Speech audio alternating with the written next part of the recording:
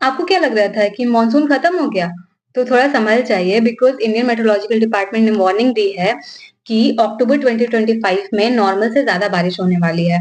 अब इसका क्या इम्पैक्ट पड़ेगा किसानों, सिटीज़ और आम लोगों पे, वो समझते हैं।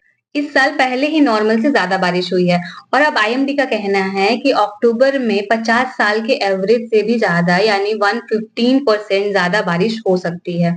अब ये सिर्फ नंबर्स नहीं है, इसका असर सीधे हमारे फसल, शहरों और अर्थव्यवस्था पर पड़ सकता है।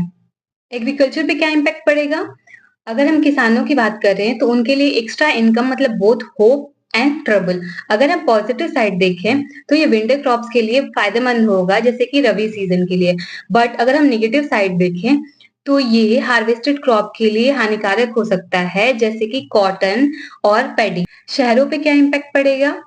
मुंबई, दिल्ली और चेन्नई जैसे शहरों में वाटर लॉगिंग की वजह से ट्रैफिक जाम की समस्या हो सकती है और बीमारियों का खतरा बढ़ सकता है जैसे कि डेंगू और मलेरिया। अब इसका क्लाइमेट कनेक्शन क्या है वो समझते हैं। साइंटिस्ट का कहना है कि एक्सट्रीम रेनफॉल इतना फ्रिक्वेंटली होने का रीजन क्लाइमेट चेंज है और इस बार की बारिश एल नीनो ला नीना से जुड़ी हुई है। अब सवाल ये है कि आपको इसे समझने की जरूरत क्यों है।